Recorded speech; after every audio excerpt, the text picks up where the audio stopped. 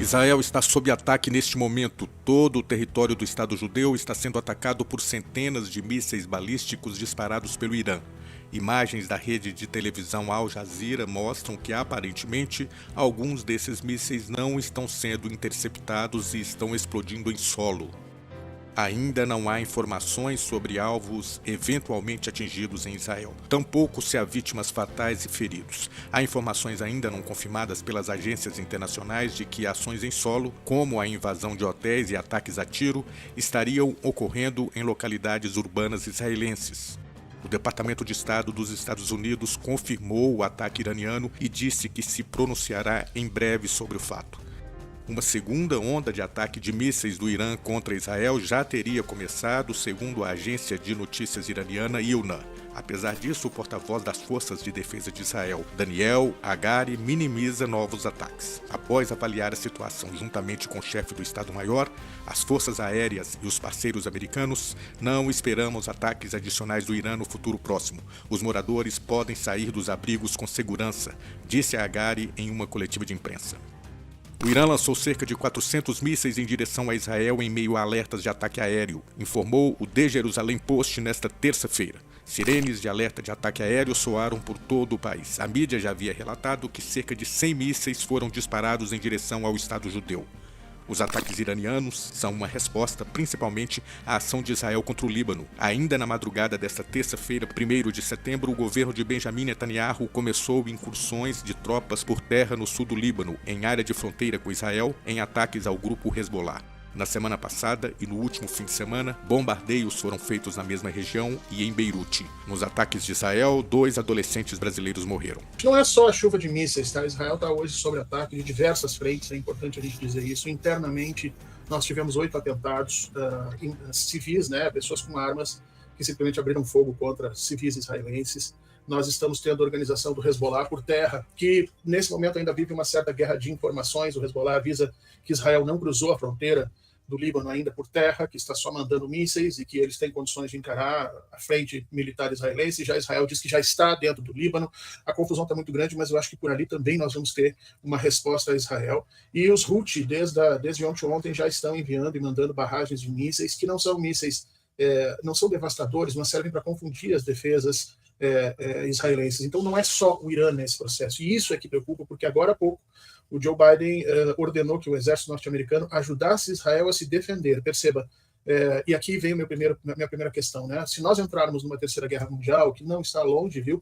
Porque esses conflitos costumam espiralar, esse é o conceito que a gente usa nas relações internacionais. Você começa com conflitos pequenininhos, regionais, mas que vão se agregando atores com maior peso e maior interesse, e o processo pode sair de controle. Mas se nós tivermos uma terceira guerra mundial, terá sido por 30 dias, Atush.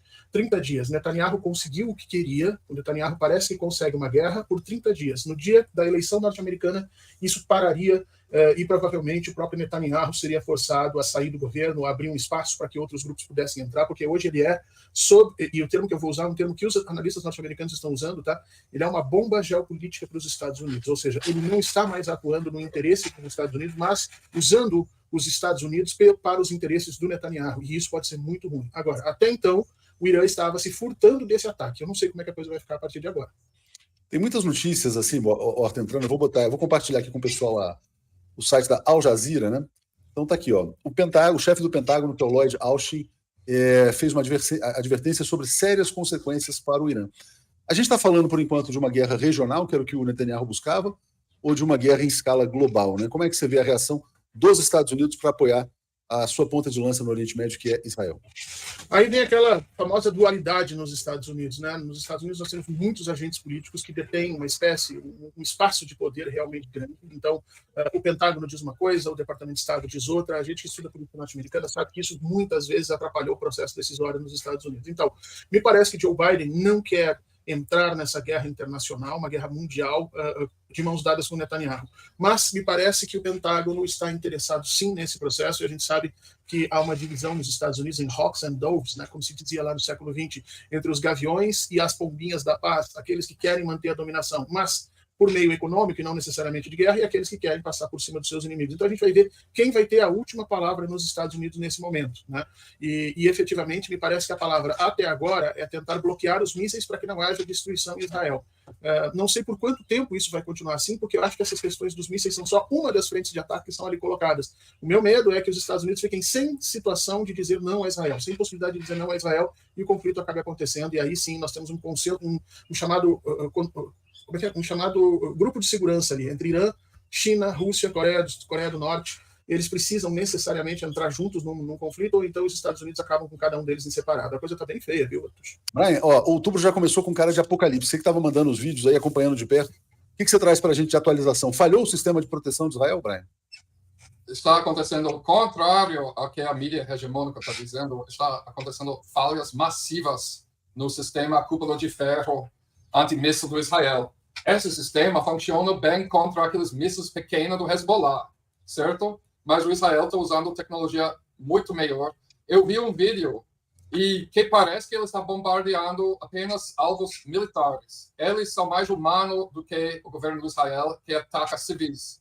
Eu vi filmagem de bombardeamento de um base aéreo, em que parece que apenas 1 em 10 mísseis caindo em cima dele foram bloqueados pelo sistema cúpula de ferro. Também ouvi notícias que plataformas de gás israelenses foram destruídos. Eu estou ouvindo isso também. Como é que você acha que vai ser a reação dos Estados Unidos? A gente estava falando sobre isso. O Biden, né, vamos colocar em aspas, Biden acabou de pronunciar que Estados Unidos está pronto para ajudar Israel na sua autodefesa e também de proteger cidadãos estadunidenses no Israel. Coisa que eles nunca fez para cidadãos estadunidenses em Palestina, né? Agora, o que isso significa? Não sei. A gente sabe que o comando do exército estava furioso sobre o assassinato do líder do Hezbollah, que eles não informou o governo estadunidense antes.